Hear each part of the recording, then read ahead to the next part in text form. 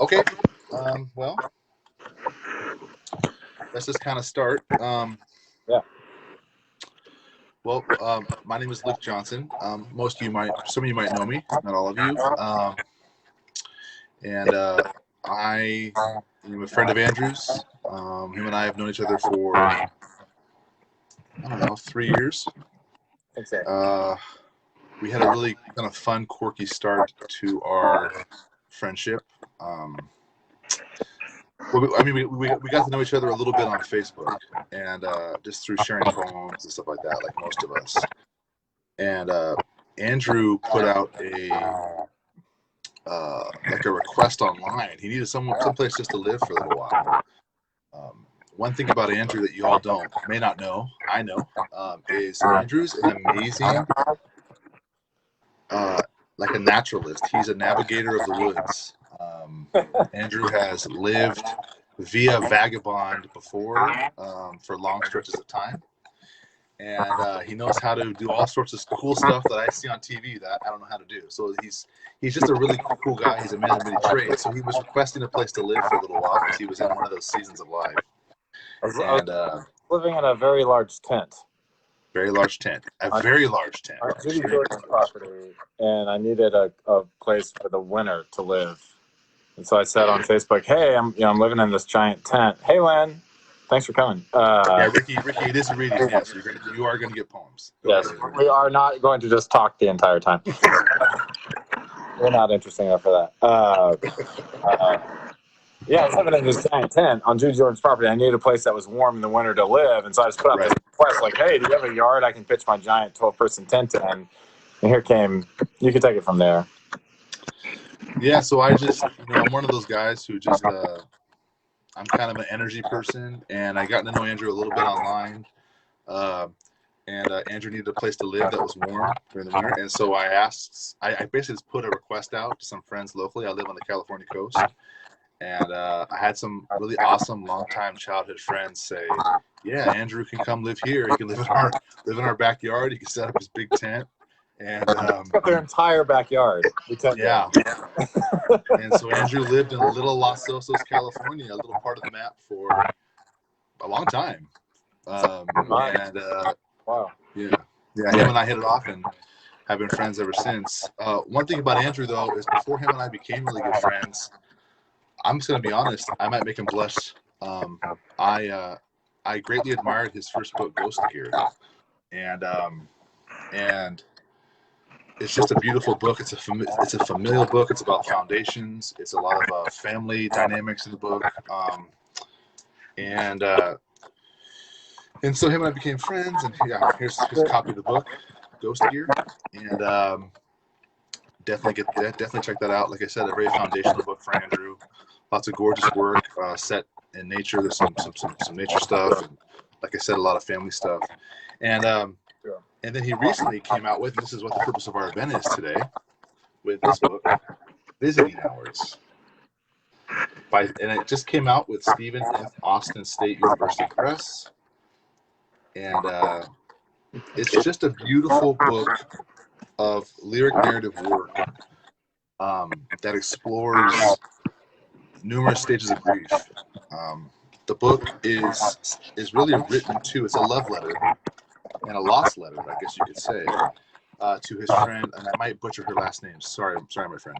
To Mary Interlandi. Am I saying that right, Andrew? Yeah. And Andrew lost Mary to suicide in 2003, and the book, like I said, Visiting Hours. It really is a beautiful, diverse piece of writing, different styles, different aesthetics, that really is reaching out to a friend that he's hoping to connect with again in some form. And so I've had the pleasure of reading this book. I know how hard it was for Andrew to get this out in the world. This was a labor of love.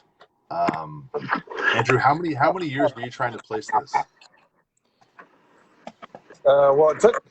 First off, it took like 10 years to actually write it, legitimately, and that's all I wrote about almost all of those 10 years. So it was a hard process just to write the book and get it in the right configuration. And then I submitted it. I mean, it really wasn't that bad. I submitted it for like 3.5 years. But what was really hard about it was like Ghost Gear I submitted for 5 years, and like it didn't get anywhere until all of a sudden it was like it almost won like all these prizes, and then it got published.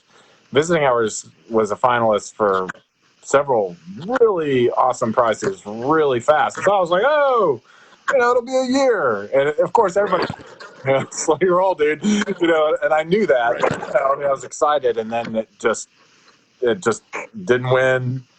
Would be a finalist for another thing, wouldn't win. And then it sort of dried up for a while, and then finally got picked up. So it really wasn't that long, but it was like more of a roller coaster.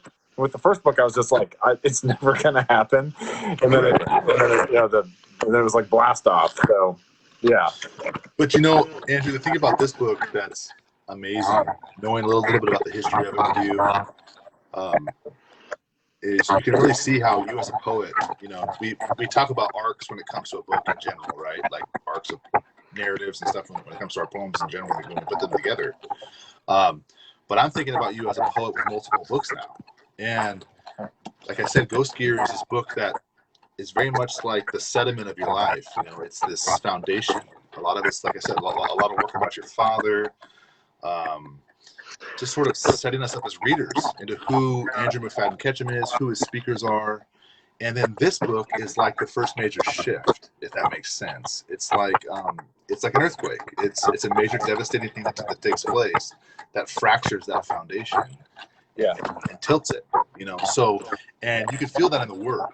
There's sort of this hurricane effect in the work. You know what I mean? There's this tornado that rips through the book. You can feel it from the speaker. Like, I was this person, and I'm not this person anymore. And so, how do I connect with this person I've lost? On top of how do I connect with this person that I was? And it deals with this numerous, varieties of grief. As we all know, grief is messy, and there's so many layers to grief, and the book just delves into all forms of that, from deep love letters to the person lost, which I believe are love letters to you, actually, Andrew. And we'll kind of get into that, and then also these sort of stripped, shortish poems that feel very methodical, where I can tell during that grief stage, it's like, oh my God, I'm exhausted. Just let me live. Yeah. Even if it means A plus B equals C plus D, you know what I mean? And so that's what's really beautiful about this book. And you can sense how much energy has gone into these lines. We're going to get into some of the longer work, which blows me away. You and I were talking earlier. We were talking about longer poems, and I was telling you how much I admire it. My poems tend to end after a page, like my lyric just wants to finish, and your poems, just these longer pieces, maintain this velocity and energy, and don't seem to ever drop off, if that makes sense. And it's really a tough thing to do. So I also really admire that part of the work as well. So Visiting Hours is the book, guys. After we're done, I'll put links to Andrew's website. I'll put links to, you can buy it on Amazon. You can buy it from the press. If you buy it from Andrew, he'll sign it, of course, and then he gives you a little moon pin, which is kind of cool. Andrew, do you have that? There it is. Yeah, there's the moon pin. One thing about Andrew is Andrew's a jack of all trades. He's a poet, right? But he's also an editor. He edits poemoftheweek.com, which is an incredible curation of multiple voices. Poetry is just an incredible labor of love. He's been an editor in all different forms. He's a handyman, and he's a traveler. Like I said, he's a naturalist. He knows how to survive. He's a survivalist, and he's also a great photographer. He does these beautiful photo pieces when it comes to the moon, especially like his nightscapes. And so, Andrew, let's just begin there. There's a fascination with the moon, of course, in these poems. In Visiting Hours, there's the moon in the O, right? Can you, besides the fact that you're a poet, we all kind of love the moon, can you kind of explain a little bit about your relationship to the moon and darkness in general? Oh my God. I mean, why the moon? Why the moon in these poems? Well, it's kind of funny.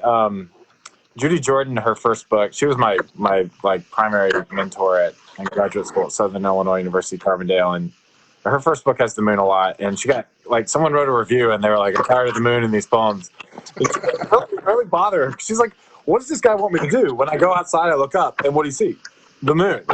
And so that's actually the answer. Is like when you go outside, if you spend time outside at night, which I spend a lot of time outside at night, Right. look up. There's the moon. I mean, it's not all, but I think the moon is, and the moon is part of the Earth that broke off.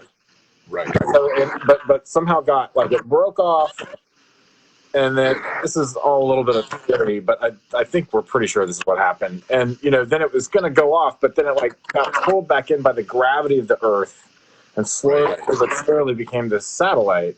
There's a lot of interesting things about the moon, like. It's the same size visually as the sun when you look at it. Don't look at the sun. But like, if you look at those two things, they're the same size. The chances of the moon being the same visual size as the sun, it's like unbelievable how unlikely that is. So it's like, there's a very long history of this idea of like the sun being the father, the moon being the mother. And it's just like this very present, ever present, even when it's not there and you can't see it, it's there. Right. And it has this relationship with the Earth. It attempted to leave, but it didn't quite take off. And the book, oh my God, this is going to be so hard to talk about. Like, so wait a minute, let me pause and just say, it's good to see you, and thank you for getting me on, because it's the first time I've been able to talk live about this book. And like I had all these plans, and of course they got canceled because of COVID. It's also a very emotional thing to talk about. Okay, so when Mary, she jumped off of a building to take her life. She jumped off a parking garage at a Sheraton Hotel in downtown Nashville. And one of the things that I discovered in writing about her was that she really wanted to leave, right? She really wanted... Hey, Jeff, and hey, Valerie. I'm sorry I didn't say hi. It's really good to see y'all. She tried to leave this earth, and when you commit suicide, you don't leave. You just, I'm sorry, it doesn't work that way. You're still here with us. And so in writing these poems, this odd conflict between me and Mary started to emerge, where she's like, dude, like you said, like, dude, I wanted to be gone, and you won't let me be. And there was actually a conflict within me. I was like, should I even be writing about this? Like, should I, like, is this okay? And then, of course, I talked to her mother, and I talked to lots of people, and I talked to her father. They were like, yes, please, it keeps her alive. It keeps her here. Like, this really matters. But, like, when you're doing it, you start realizing, like, she wants to be left alone. She wants to sleep. And you're not letting her in this very spiritual way. So, yeah, it's like the moon that tried to take off, but got pulled back in. It's like the mob, right? You try to leave, but you can't. So I mean, I didn't think about this. Like, I didn't, like, this book happened very organically. Like, Ghost Gear was very controlled. Like, I knew what I was trying to say. I had a structure. I made it happen. This book, I was like, I'm going to let Mary do as much talking as she can through me, through, whatever means that is. And the moon just... And so, so in essence, this new book is a haunting, because, I mean, and which makes sense with the title itself, by Visiting Hours. It's like, no matter how much you're like, okay, I get you want to sleep, you're still sleeping next to me. Does that make sense? Like, I get you want to go, but... I mean, every time I, like, drive anywhere in Nashville, we will, Ricky. These are good questions. These are great questions. I'm stoked about them. But every time you drive in Nashville, pretty much you see the Sheraton. It's very, like, right there. I mean, I think about her every single day. And I've lost other friends that I don't think about every single day. But this is, we grew up, and she was like, I mean, I knew her from the day she was born. I mean, I think I was 2 when she was born, so I don't remember. But we were super, super, super, super tight. We were basically brother and sister. So, like, yes, it's a haunting, but I'm also haunting her. It's weird. And that's why the book gets so weird. I mean, it gets very strange toward the end. And that was the structure it took, and so I let it take it. Yeah, and you can feel that in. I'm gonna have you read this. I should say, guys, folks, the book is broken up into 3 sections, and the first section is called Mary Sarius, and we'll have Andrew read a section from that poem in the first. It's a longer piece. We'll have him read a section of that. But I wanted you to read a couple poems first from that section, Andrew, before we get into the long poems. One of my favorite poems from the book is Smith Lake, which is the second poem. And let me explain why. There's 2 poems in this first section in particular that feel like a push and a pull. However you want to describe it, they feel like a yin and a yang, a call and response. And this Smith Lake poem feels like a call. And what I mean by that is through this, it's essentially a love letter that feels like you're asking for like a rebirth. Through the retelling, you want a rebirth. It's like, how can I bridge with my language, with my lyric? How can I sing Mary back from the dead? Does that make sense? And which we all know is beautiful, but when it comes to like a physical manifestation, it's futile, right? So, and I found as I was reading this poem, and I've noticed this, I just love this poem. It works on so many levels. It feels like, and you may not even have known this consciously as you're writing this piece, there's 3 addresses being made. One, of course, if you just read the poem, is you're writing the poem to the reader. Well, that's kind of a duh point, right? Like, we get that. The second is it feels like an address to Mary, of course. Like I said, like a resurrection, an attempt at resurrection through lyric, or rebirth through the retelling. But there's also this moment where I felt like, and I said this earlier when I was kind of talking about your work, how the first book, Ghost Gear, is this foundational book. Yeah. And then this is one of the first major fractures that takes place in your life. Essentially an earthquake, right? Yeah. That changes the entire landscape of your life. Yeah. And that old Andrew's, in essence, dead. The old Andrew's gone. Yeah. There's now this new Andrew. And you hear that when people lose people, they talk about like a new normal. It's this new normal. It's this new person they have to, themselves, it's a new person here that they have to get to know. And I felt that, and I'll just read one line, and then you can read this whole piece because it's gorgeous. But the line was, there's this pause between these 2 lines. Here's where I felt it. Was when you said, I want you to see Mary. And then there's a pause, and then you continue. It's like both I want you to see Mary, so you're speaking to the reader.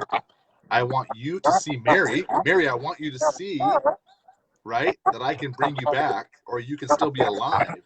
And it's also, I want you to see Mary. I want you, Andrew. It's like you're speaking to the old self. I want you to see. You know what I mean?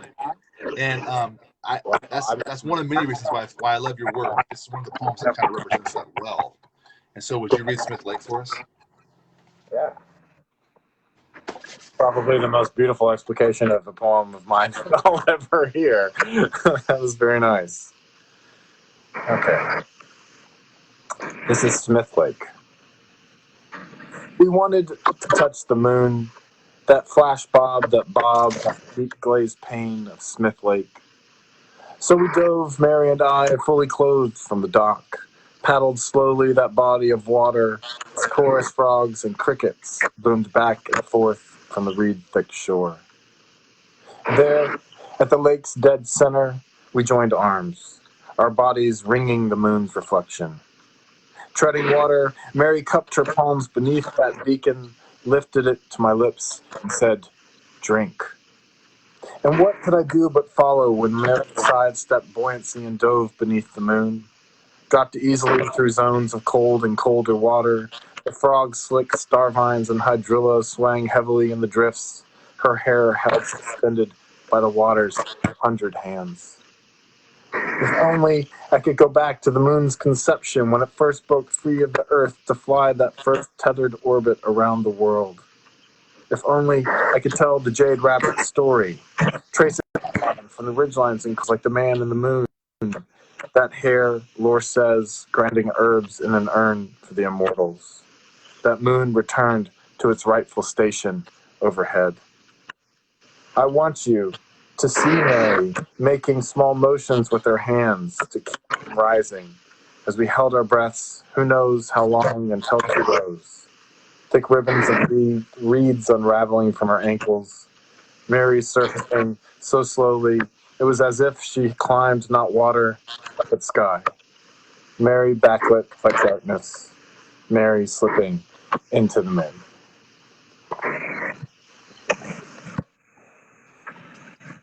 Can I ask you, Andrew? I mean,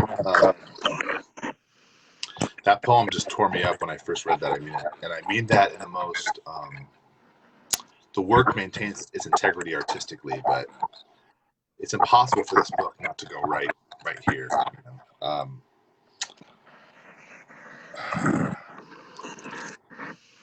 Can you explain your process a little bit? Like, you're writing these poems; they feel like love letters, right, Mary? And you're talking about how this book kind of came out organically, right? Yeah. When you're drafting a poem like this, and I talked about how it feels like it's working on many layers. There's numerous conversations happening at the same time. Yeah.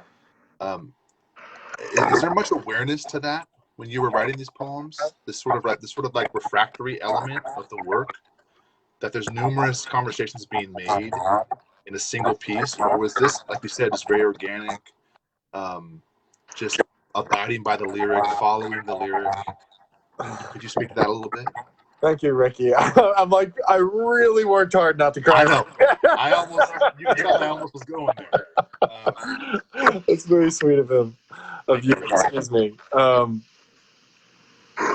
Okay, so it's like a mix of two things, but okay, so it was very organic. I really inhabited this world of this book. I mean, it was 10 years of virtual. I started in 2007. I was still working on Ghost Gear, so I didn't, and it went until 2017. And then I still worked on it, but I more or less had it. But I mean, I didn't write about anything but Mary for like basically a decade. I mean, it was not, I would not recommend this. Like, it was hard. And like, I wrote this book like 6 times. There's so many poems that aren't just book you wouldn't believe. It's unreal. Like, and basically I just like wrote and like inhabited and just like lived in this like universe. I mean, and during this time I moved to like several different states, and I was married and got divorced, and like, I mean, all of it. I mean, like a huge amount of life was lived while I was writing this, and it was like the thing that was always on my mind and always on my heart. And so, like, honestly, I just found things. I found all that stuff. Like, it's like Jeff Harden says, like, oh gosh, how do you put that, Jeff? Like that, you posted about it just the other day about like going out in the natural world and you're finding things. We were talking about, I can't remember, but it's like I just found these things, and like she would visit me in dreams and like would like tell me things. And I'm like, I mean, this is gonna sound sort of a little weird because it is a little weird, but like I would like light candles in the dark and like meditate about her and like just write whatever came. And a lot of it was useless, but like, you know, I've had a couple of experiences where like I call it heaven or whatever, the after death. It's, you know, we die on this earth and then there's this after thing, and I have come across it 2 or 3 times. And I've written a little bit about that in a literal way. But like, I know that I yeah, it's true, Ricky. And in fact, you're hitting on something that's important. Actually, I've learned a lot from a lot of good people who have helped me understand this. But I mean, I know that I have communicated with her. That's all I can say. I know people are going to say it's weird and not true, but Hey, I get it. it's in the book. So, Right. So I was talking about that call and response, and I was talking about how there's different stages of grief in this book, and in this poem, it feels like I said you're trying to. It's like, how can I summon this person back? And when you think about it, like, you know, if you've, you know, a lot of traditions, a lot of religions believe in the idea of resurrection, and both physically and spiritually, and that always begins with an act of meditation. You know what I mean? So, and in this poem, you could feel that. It's like, how can I resurrect you? You know what I mean? Through this song. yeah. You know, so it's just beautiful. And I want to get to another poem in this section, and I'm hoping you can read it for us. Okay. And I was talking about these different stages of grief. And this poem, that first poem, Smith Lake, feels like a love letter. It's a rebirth letter. It's a resurrection. It's a prayer. It's a meditation. This next poem I want you to read is on the first anniversary of Mary's death. Okay? And this is one of those poems where the lines are so stripped. There isn't this lilting lyric that moves us through the lake. There isn't this meditation. The poem feels, I mean, even with the title, on the first anniversary of Mary's death, right? There's no flowers here. Like, it's just, here is the first anniversary of Mary's death. And this is how much the speaker is struggling. And can I just have a moment of rest? Can I just have a moment where things are just formulaic even? You know what I mean? I just need that. And you can sense that in this poem. So that's that call and response I was talking about, that response back to, it's a different layer of grief, you know. So could you read that for us? Yeah. This is on the first anniversary of Mary's death. On the first anniversary of Mary's death, I have no work. Bare feet burning with cold. On the first anniversary of Mary's suicide, I rise to thumb through the glow of digital news, tap my finger on the counter, impatient with the coffee maker's task. Beyond the window, the city's transit is delayed by snow. Commuters skate across the freeway. A traffic reporter hovers secretly above. It's not death that stuns our senses, I say to the sketch of my face in the window, but how we depart. It's not the end that distracts our reading. I mutter a day after the Sabbath I still do not observe, but how we've lived. Mary's still out there, patrolling the far woods. Mary's still reaching for my thin face with her thin hands. Listen, she keeps saying, say it after me. There is nothing I could do. And that's really sort of the like thesis of the book. You know, like that's how I mean, I remember when, you know, I knew she was in real trouble. And I think I knew it in a way that a lot of other people didn't really know, because I could understand her. You know, I think, you know, some people understand wanting to take your life and some people don't. It's like kind of a 50-50. Like, I talked to my sister about this and she's like, gosh, I can't imagine doing that. And I'm like, what do you mean you can't imagine doing that? Like, why not? You know? And so when Mary came talk to me about it, which was not a lot, she was really stuck where she was, but she talked to me a little bit. I really was like, this is serious. And I was concerned that we as a family and as friends and a community were not quite realizing it. But,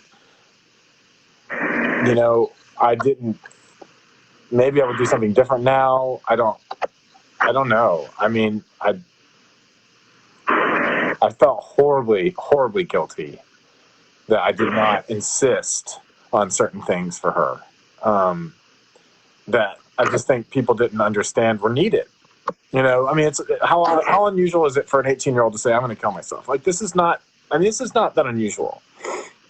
And then do they actually do it? I mean, unfortunately, it's more common than I think we understand it to be, which is, I think, part of what this book is.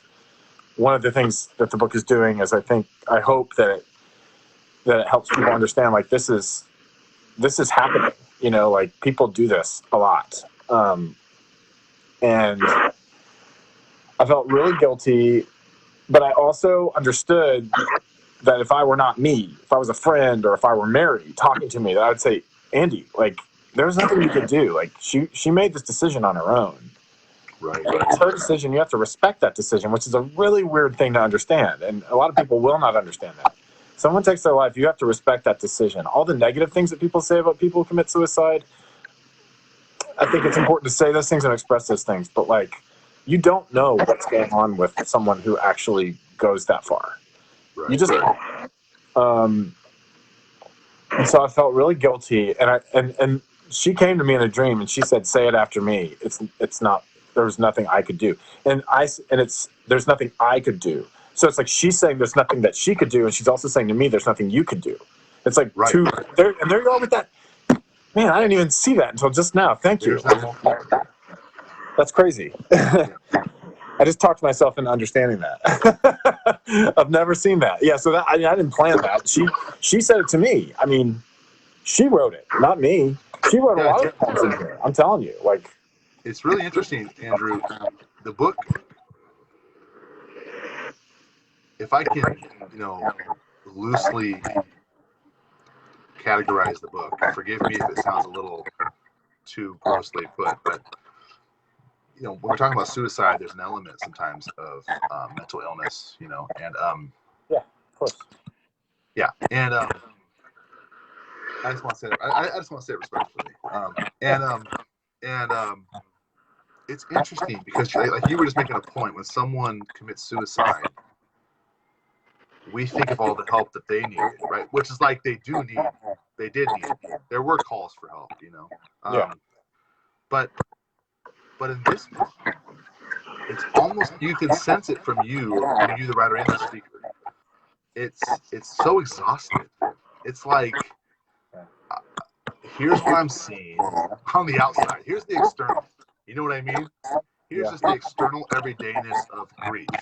Right. And the interesting thing about this poem is you're not consoling Mary. Mary is consoling you.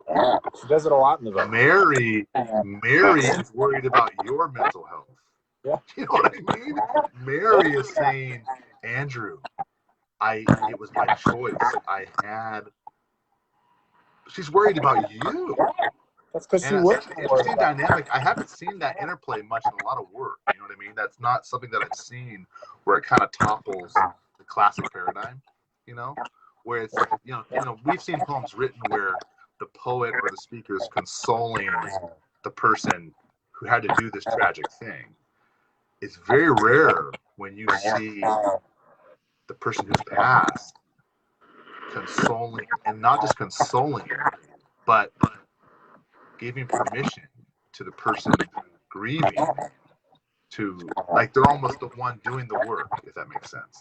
Yeah, and that was part of the conflict of the book, was like, I'm actually making Mary do work for me. Right. She's right. She left the earth, dude. Like, let her go. But I couldn't. And I'm not alone in this. Like, I think that most of the community and most of her family are healed. I think so, from her loss. But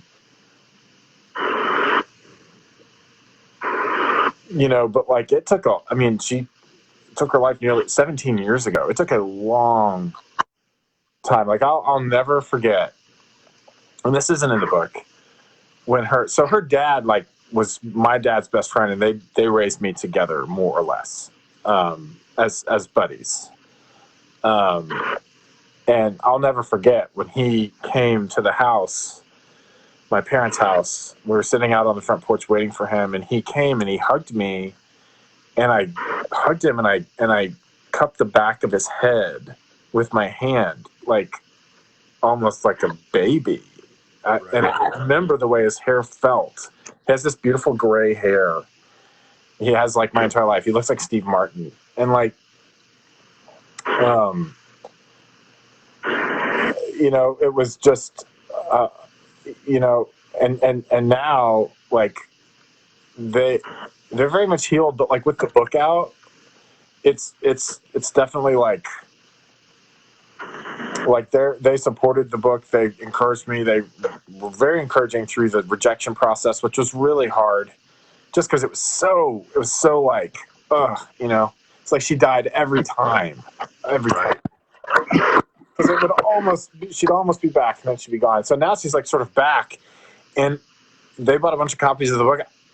They've read the book. I don't know if they'll ever actually read the book, because once it's a book form, it like changes everything. It's like, wait a minute, it's not a Word document anymore.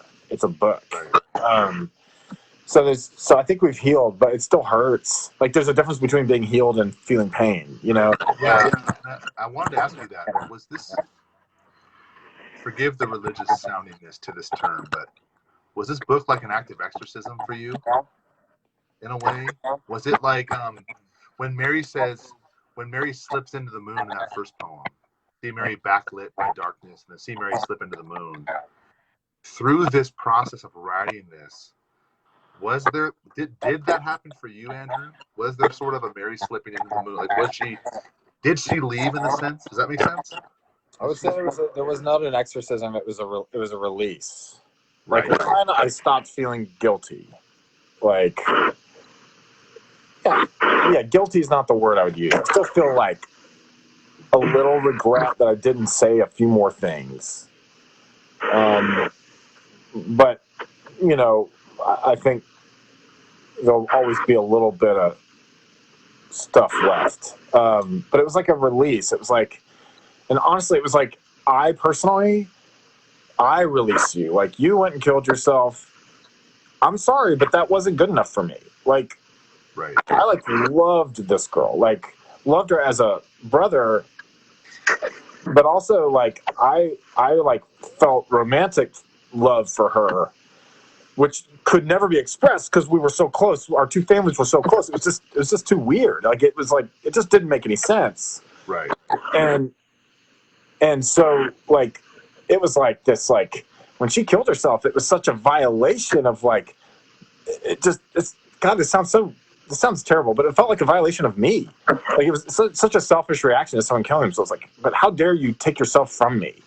You know, like, but like she was so important to me. Like it was really, and she had this effect on a lot of people. Like she just had this magnetism. She just had this thing. I can't describe it. Like, you know, it's in the book. You know, and so yeah. Finally, the book coming into the world, it feels like, you know, I have been able to let her go. And at the same time, you know, she's you're right. There's this dichotomy that never goes away. It's a weird conflict. Like I've let her go, yet look, I have a book about there her. She is. Yeah. You know, so yeah, she'll never be. I want to take that organic summoning thing you had going on. There's these long poems have kind of a, forgive me for the comparison, have a little bit of a Ginsberg feel. Sort of that howl kind of, just, you know how Ginsberg's howl just feels like a summoning or something. And this first poem, Mary Sarius, this first long poem, Mary Sarius, in the first section has that feel to it, just this almost this chanting feel, you know, and it just keeps going and going. Would you just read the first section, and then I want to ask you a question craft-wise when it comes to long poems? Yeah, I just want to say, Ricky, that's a really good point. That's probably stitched throughout this book, actually. There's a lot of that probably in here that, again, was sort of in the back, subconscious. Okay, this is Marisarius. Ghosts, too, have dreams, she tells me. the living and the dead, drawn out of the mist by strange reined beasts. Chimeras with the bodies of lions, the giant croaking heads of toads, oxen in tandem, winged and tailed with the flames of controlled burns. Mary, suspended in this dull talk. No wind, no earth, no moisture, no heat. Light, the sourceless lux of an animal's skin. Sound, the stir of breath fading from windows. Echoes whisked through narrow corridors of brick and steel. Wind weaving the dead, bare limbs of many dead, bare trees. And even if she could see beyond this thick vapor and steam, no mountains like broken teeth in the distance. No gulls scratching their beaks against the blackboard sky. No breakers breaking back into foam against the rock-strewn strands of dead oceans. Okay. So I just gotta ask you. Okay. Okay. How the hell do you do it with these long poems? You and I were talking before, and this poem spans, what is it? 10 pages. 10 pages. Or, well, And actually, nine. I was confessing out loud how the majority of my poems last about a page and a half. Like the lyric feels like it needs to close. You know what I mean? And so let me just ask you a craft question or just a process question. Mm-hmm. When you're creating these beautiful long poems that maintain their integrity from a poetry place, still have lots of velocity, like they keep their reader. Yeah. I'm just interested. Like I just want to know. Like tell us how you. Ricky, just want to go ahead. I'll just hold it up here while. Oh yeah. That's long lines, drop lines. It's got these sections. Yeah. There's like a nice diverse line length. There's numerous stanza lengths. Yeah. It's not It's not like in boxes, which other poems in the book are. Well, okay, so I can answer the question by reading it a little bit. So, and even if she could see beyond this thick vapor and steam, no mountains like broken teeth in the distance, no gulls scratching their beaks against the blackboard sky, no breakers breaking back into foam against the rock-strewn strands of dead oceans. Sometimes she's visited by family in the dream. Her mother and father, of course, both sisters. Once it was her great-grandfather who peered through the lamp-black window of his stagecoach, his lab coat crisp and white as creased sheets of paper. He who discovered the particle nature of light. He, one of 53 inventors of the atomic bomb, which is actually true. He won the Nobel Prize. That's wild. A very interesting family. So one answer is shifting. It's like driving a car. Like if you're driving along at 55 miles per hour, on the interstate, observing the speed limit, making sure you're using the best gas efficiency in your car for 2 hours, you're going to be bored. So what do? You do downshift from fifth to fourth, and you go around the slope and sit, and you have some fun. You stay 10 over is fine. But you don't just. So what you do in a long poem is you really want to shift gears as much as you can. John Tribble, rest in peace, was one of my mentors at Southern Illinois University Carbondale as well. And when Jake Adam York, rest in peace, came to visit, they were having this back and forth about the long poem, and I can't remember what happened, but they started to yell at each other in a good way. It's like us, buddy. When we yell at each other, things are good. And John just sort of turned to me and he said, "Andrew, listen, if you're gonna write a long poem, you better reward the reader every 3 lines." And I was like, okay. So every 3 lines, I make sure that the reader's like, wow. So it's actually it's interesting because if you think about a short poem, you think you need to wow someone in I don't know, what's a short poem? 8 to 20 lines? That's easy. In a long poem, you got to do it over and over and over and over. And that, of course, it's not easy to wow someone in 8 to 20 lines. I'm kidding. But I get what you're saying. Yeah. You've got Yeah, to it's like do it over and over and over. So that's another answer. Like, wow your reader. Use beautiful metaphors. Use images that pop. Surprise with line breaks. Surprise is critical. Like, you just can't. It can't be flat. Now, there are long poems that are flat that are like amazing. Like Sam Hamill, I don't know if you've read much of his early work. He's got like epic poems that are like flat as the desert, and yet you're just like, rest in peace, Sam Hamill. That's a lot of poets we've lost that I just listed there. Stephen Dobbins has some longer work too. It's pretty good.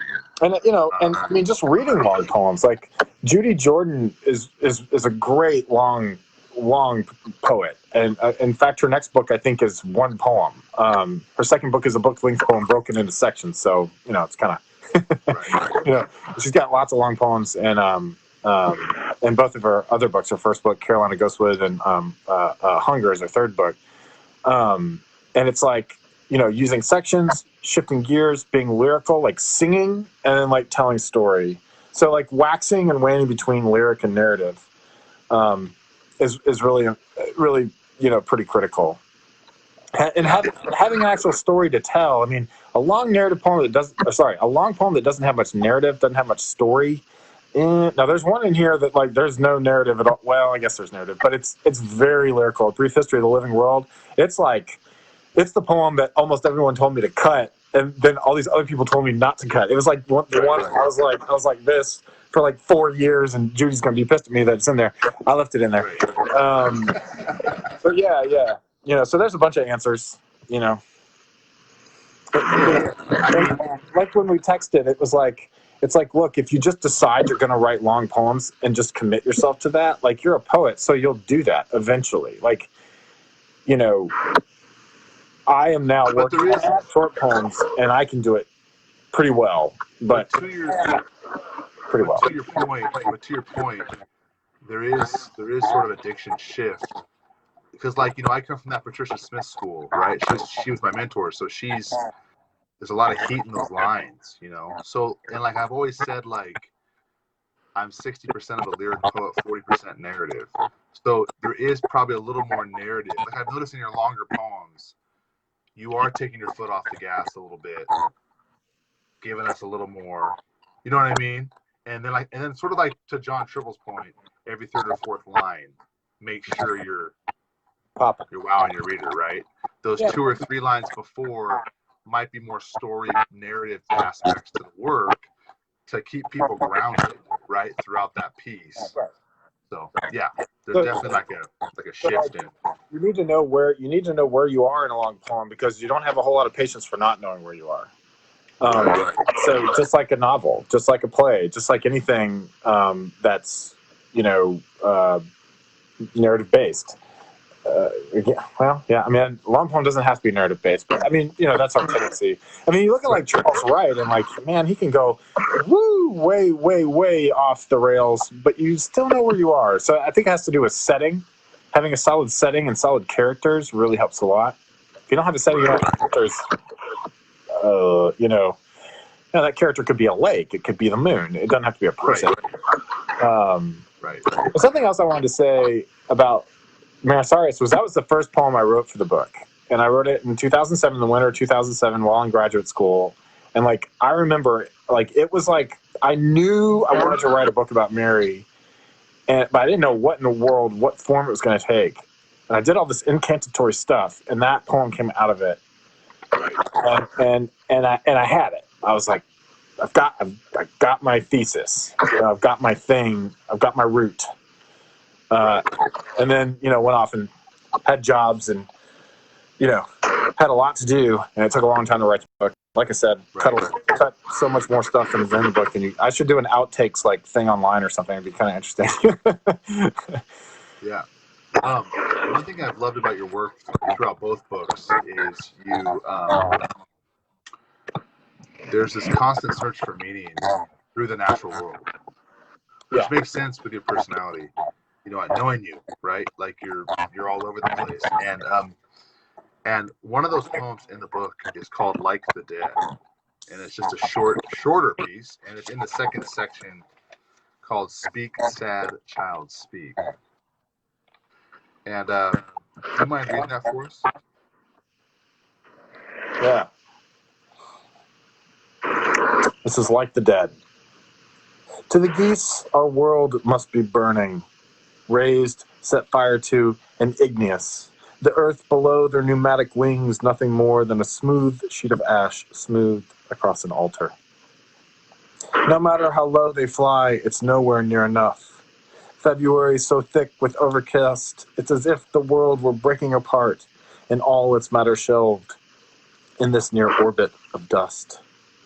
Never having mapped the moon or stars, the geese fly lost, wailing these avatars wedged into the slug light of the night clouds. The wind and its elements loomed by Draco's signature snaking beyond reach. They call out, ghosts, these geese we can and cannot see. Their cobalt-colored eyes scanning the drifts, wings fanning the flames they believe flare up below. Like fish, the color of water, like the dead, like me. Right.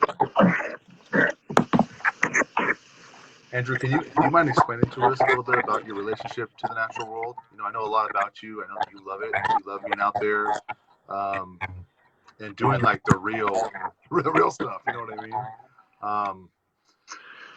For you as a person, for you as a poet, how has the natural world helped you process Mary's loss? And then also, what does the natural world? I mean, how does it play into your poem creations in general? If that makes sense, you know, like what does it mean to you?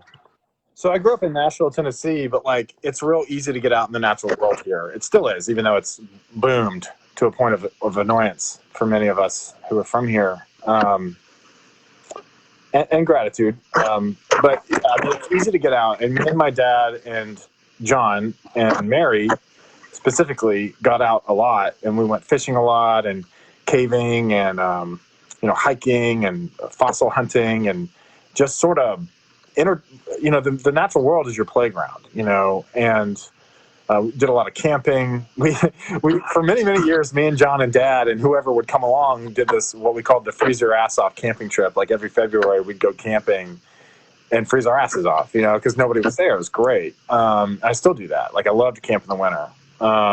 There's just fewer people, and so it just like was a thing being out in the natural world. Like if I'm not outside every day, I'm in trouble. And like I take the kids, I'm a stepdad now. Hey, by the way, check it out. I got my first Father's Day card. Nice. Right. I mean, you knew that already. Yeah, little Otis. And I take them outside all the time. During this whole quarantine, like we have been like dedicated to getting outside and making sure, like safely, and making sure like, we're getting in water and like rebirthing ourselves and like cleansing ourselves of all this worry and toxicity and and so that's the answer is that like, when I can get outside, even though the worries of the world are still on me and I'm still thinking about them, like I'm not good at shutting my brain off, but like I can relax, and it feels like I can get cleansed of all this stuff. I mean, in the desert, in the ocean, and everywhere in between, on the mountaintop or down underneath the earth, like there's always a cleansing element. And I think it's just genetic. I think it's simple enough. I mean, we're only, how many generations away from living outside. And in fact, I was married for 10 years, and when my marriage ended, like it was really horrifying for me. Like that was not my plan, like I did not want that to happen, but it happened. I'm glad it happened now because it needed to happen. But at the time it was really hard. And that's why I chose to live in the tent. I was like, I want to live outside. And let me tell you, that was like the wisest decision I ever made. Like living in a tent, having the open, I mean, you're living outside and you're living in a tent, even when you're clamping it, I mean, you remember the tent, so it was dope. Yeah, it was really nice. You're outside, like, right. And, it was an incredibly cleansing experience and continues to be. Me and Karen go camping all the time. Cannot wait to get the kids camping. They're just not quite there yet, but this winter we're definitely taking them. And then like you know like the wildlife tracking that I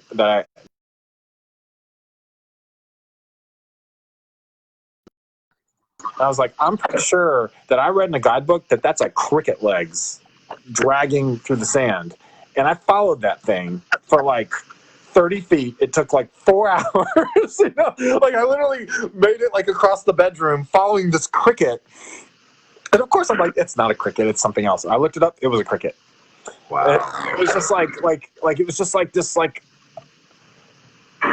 So Trump's the president. Whatever. Like this cricket went across the floor. I followed it 30 feet. Right.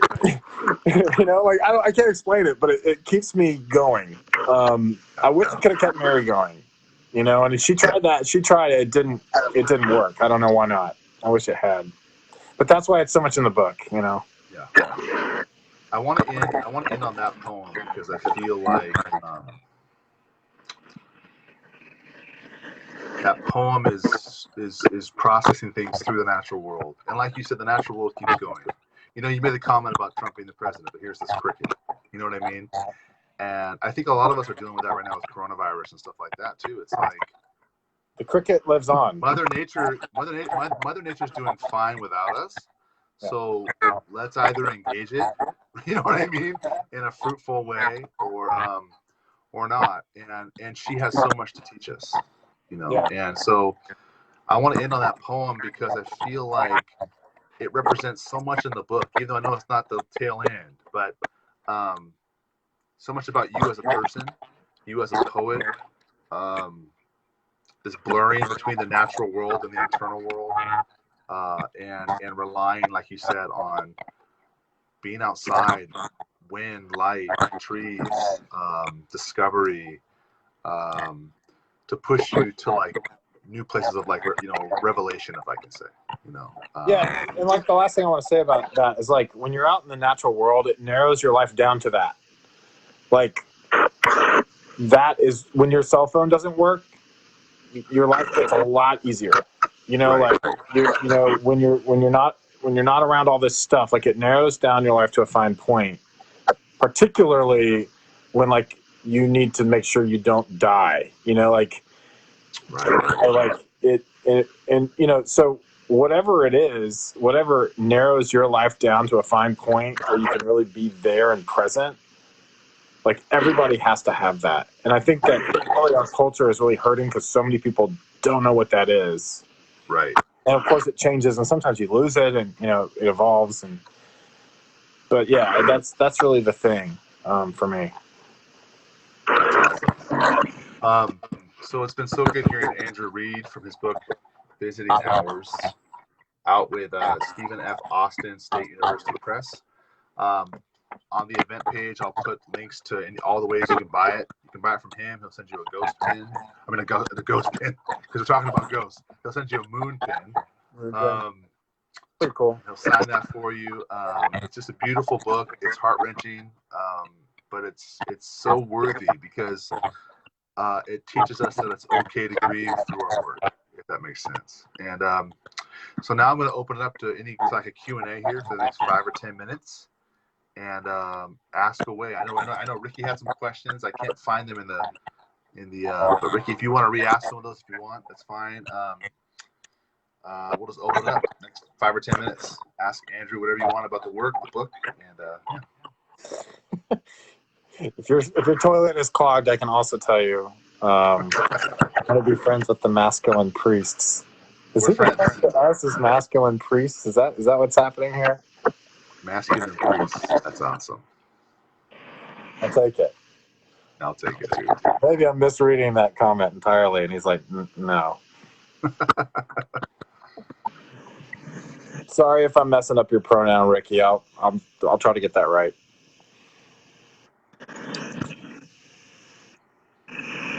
Should there be like, what's that?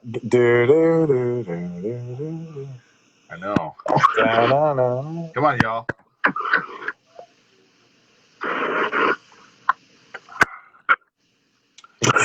Ricky has some comments. Actually, I might. Actually, I can see him. I'm gonna find it because Ricky had some good There's questions. a lot of good things there. Yeah, let me find a couple of Ricky's questions here. I can find them here. Let's see.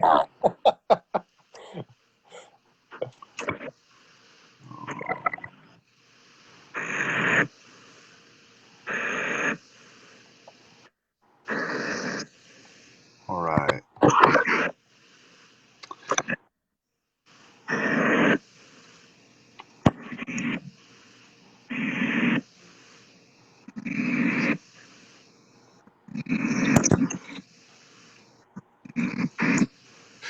Ricky asked, does suicide feel differently because of the agency of the, in quote, going away, or is it the dying? Okay, say that again.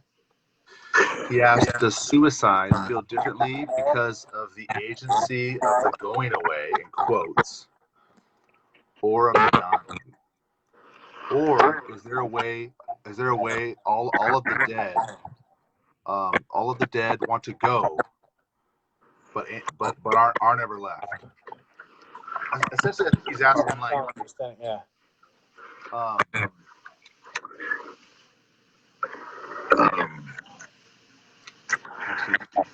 I don't want to misquote Ricky here on that one. Let's see. Here, there were some other questions that popped up. Ricky, could you maybe they were really good questions. Could you address one or two of the questions that came up? And Ricky, could you kind of write it again? It's a little bit hard to hear it. Yeah, I could see it. But yeah, so there were two other questions that popped up a second ago. Here we go. Or they're going to, excuse me, Ricky.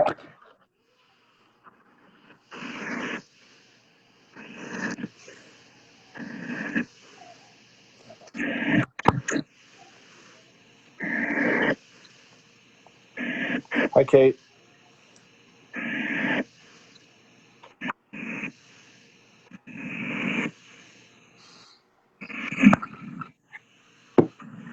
I'm gonna pull up Facebook.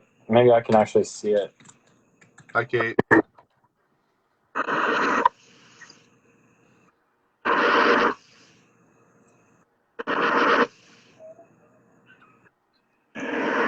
Okay, yeah, that's a good question. Okay, that's a good question, Ricky. Yeah, that's good. Good.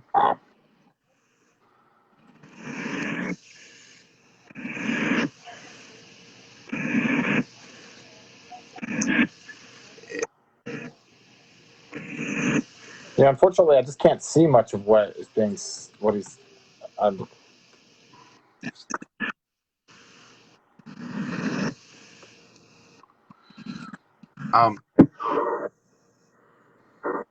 He's asking if there's a difference. And Ricky, sorry if I get this question not perfect, but they're asking a difference between. Is there a difference between suicide and just a more normal way of going? Is there a difference in that going on? Ricky says, because I am convinced there is a distinction between the two. I mean, is there a difference in so if someone commits suicide versus dying in a car accident or dying of old age there's a clear. Yes. I've lost a lot of people in the last 5 years. For a minute there, it was every other day.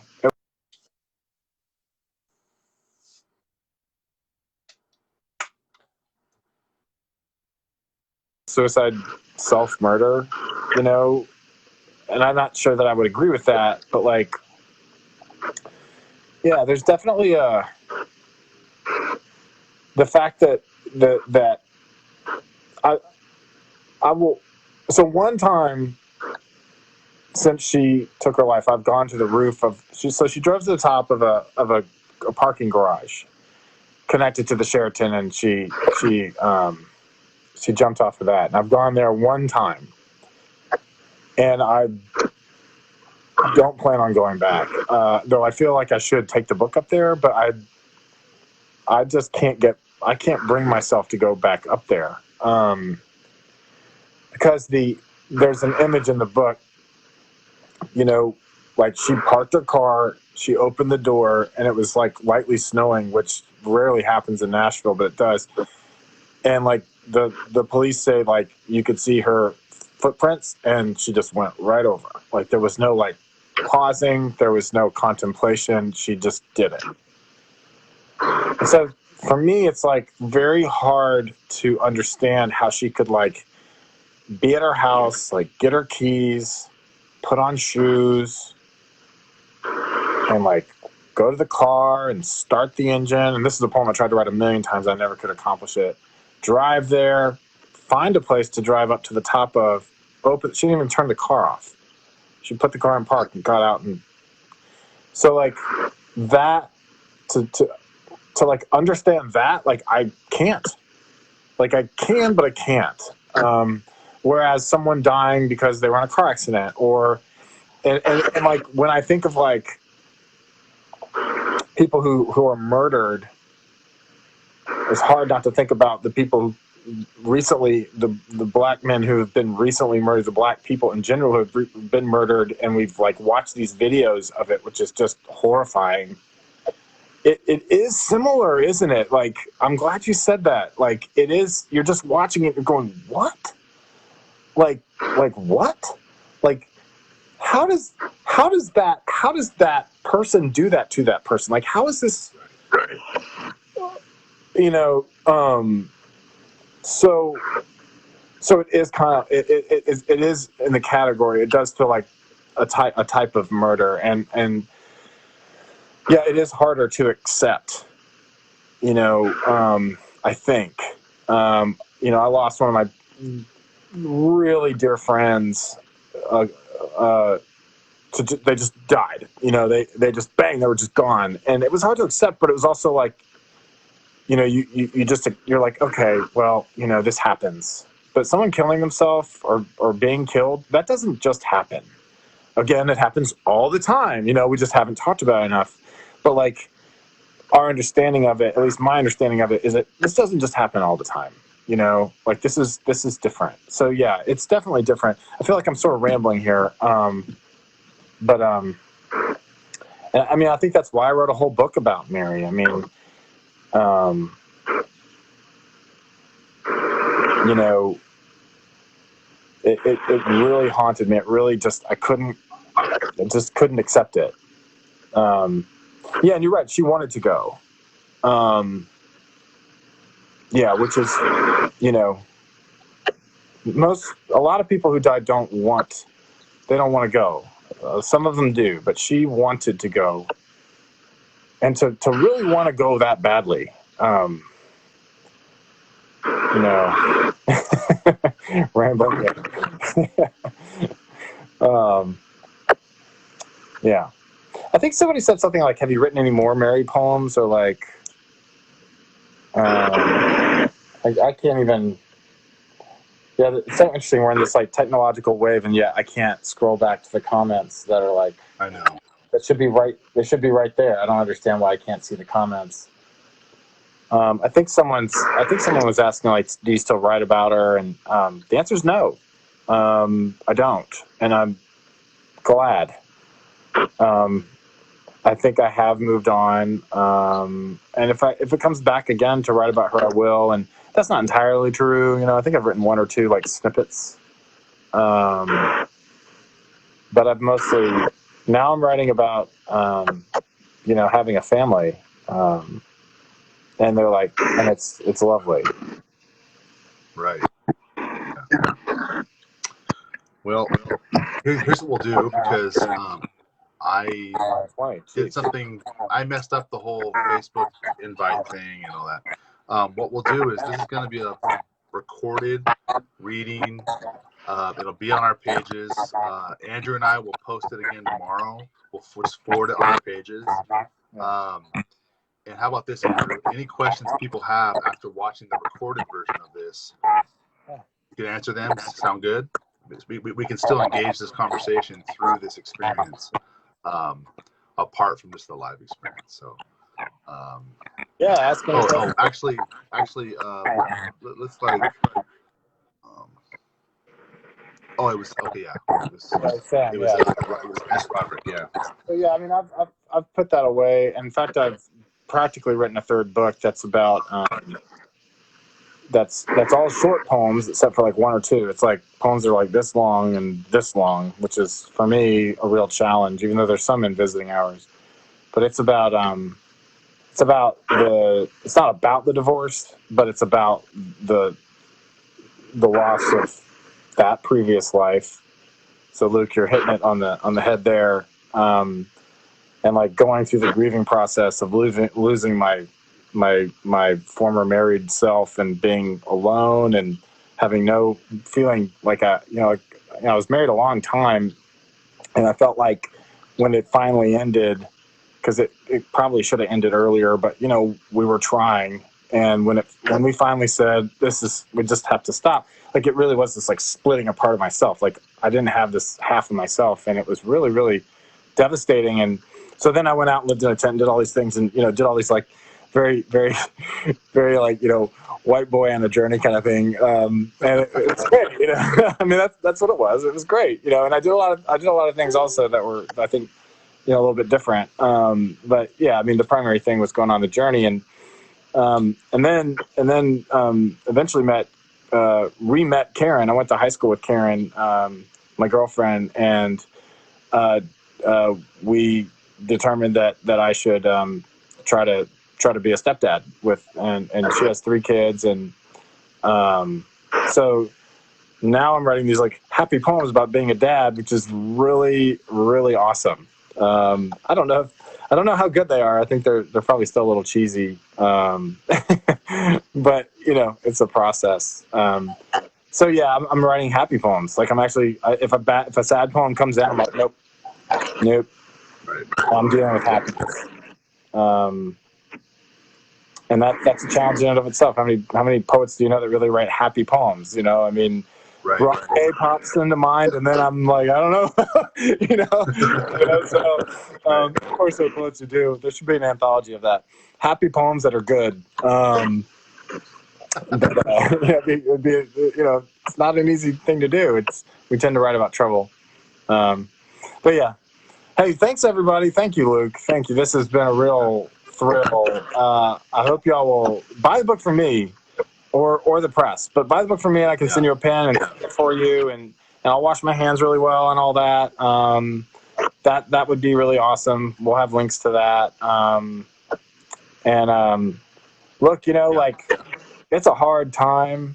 I don't know. Like, I feel like I should say something in closing here. Like, it's a hard time.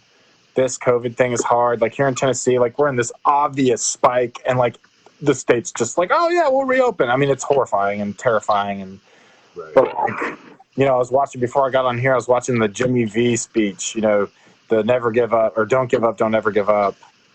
Like, and he just talked about like, you just got to live life as best you can. If you laugh, he said, if you laugh and you cry and you something every day, like you've lived a full life. And so that's what I'm trying to do. And, seems to be working okay. So if you're not doing good out there, do your best to feel better. Just stay focused on that. That's right. Thank you, Andrew. Like I said, last little pitch here. Here's Visiting Hours. Beautiful book. And I'll put links in the events page for where you can buy it from Andrew, and please forward this conversation to folks who might have missed it, who wanted to see it, and we'll just Andrew will keep engaging folks who ask questions in the messages. So thank you so much, everybody. Love you, brother. Yeah, love you Proud too. of you for writing a great kick-ass book. I miss you too. And we'll talk soon. I miss you all. Bye. Good.